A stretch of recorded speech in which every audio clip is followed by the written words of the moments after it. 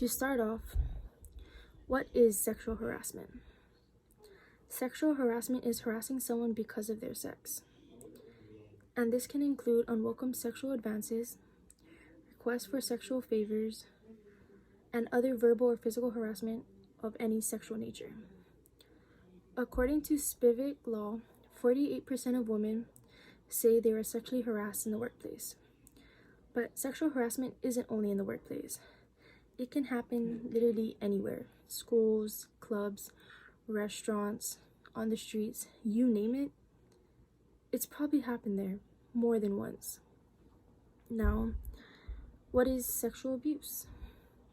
According to the Government of Western Australia, North Metropolitan Health Service, King Edward Memorial Hospital, child abuse occurs when a child that's under the age of 18 has been exposed to or subjected to sexual behaviors that are exploitive and or inappropriate to his or her age and developmental level. Examples would include sexual penetration, inappropriate touching, exposure to sexual acts, or pornographic materials, using the internet for grooming, and soliciting children for sexual exploitation. Perpetrators of child sexual abuse can include family members, neighbors, sports coaches, teachers, strangers, literally any member of the community. Now, what is sexual assault? According to the source that I just mentioned, sexual assault can be any sexual behavior or act which is threatening, violent, force, caress, or even exploitive, and to which a person has not given consent or is not able to give consent. Reasons that someone might not be able to give consent include being unconscious, asleep, severely intoxicating, having a developmental disability or a mental health issue that significantly impairs decision making. Sexual assault is a broad term used to describe any unwanted sexual contact, including, for example, unwanted touching of personal body parts or penetration.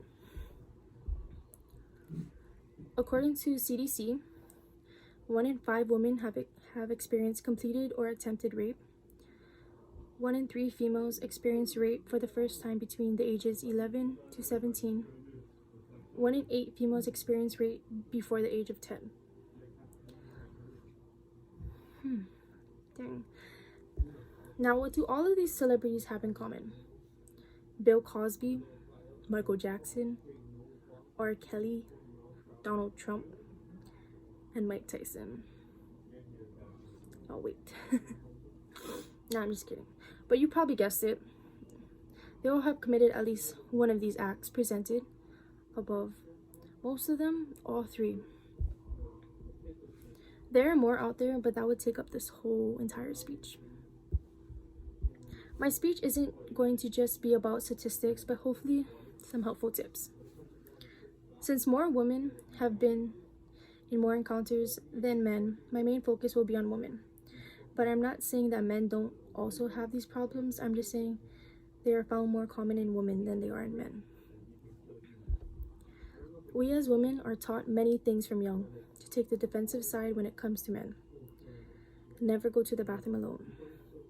Never accept anything from a stranger. Never travel alone. Don't speak to strangers. Don't take drinks from strangers. Don't leave your drinks unattended. Don't show too much skin. Don't wear revealing clothes. Don't go to any cars that you don't know. Don't get distracted when walking alone in public. Don't go out at night. Keep your hair in a bun. Come home early. Stay in well-lit areas. Always be aware of your surroundings. Keep a pencil on you. Carry a whistle. Keep your keys in your hand. When alone, call someone. Or just scream if someone tries to attack you. But then again, we're also taught to express ourselves. Wear what makes you comfortable. Not all men are bad.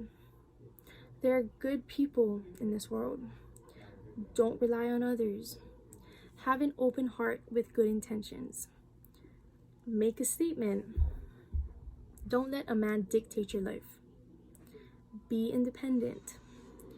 Notice how some of these things contradict what I previously stated above. This is super sad. But then again, this is our life as women. But when it happens and someone is brave enough to talk about it, it turns into our own fault. And after that, we are told, why were you with him? Because you taught us not all men are bad. Why were you dressed like that? Because we are told to wear what makes us comfortable. What did you do to lead him on? We just had an open heart. You probably deserved it. No, we did not. You made it up. No, we did not. She's lying. She's just jealous. She's just trying to ruin my reputation. I didn't do it. Your word against mine. You were probably begging for it. Or even worse, you were asking for it. Do you hear this nonsense? Because of this, we must act accordingly and appropriately. I know that we as women want to show off what our mama gave us, but for the time being, try to follow the things we are taught from young. And then when we decide to have kids, we teach the boys from young how to treat and respect women, and teach our girls how to protect themselves, and tell them how to fight back. Victims out there, always stay with a group of people that you trust. Always be able to defend yourself, either with a weapon or a common thing, just like your keys, when out in public. Take as much precautions as you can before you walk out that door. Since our generation is coming to an end, and we're gonna reproduce pretty soon, or maybe some even now already, we can teach the next upcoming generation how to make this world safer and a better place. But for now, I want to tell all my men and women who are perpetrators out there to stop, and I hope to God that this sort of thing doesn't happen to any of you or your loved ones. And for all the victims out there, I want you to know that the sad thing is you're not alone in this whole thing. But it can be a good thing because we all together can make a difference. We will not be silenced. We need to speak up and take control of our lives. We should not live in this fear. You are not alone. These crimes do not discriminate. Victims aren't subjected to color, race, gender, age, size, or sexuality. And for everyone watching, no means no. And I know that there are resources out there, willing to help. And if you ever need help, you can call the National Sexual Assault Hotline at 1-800-656-4673. Thank you for listening. I'm Jalen Lum.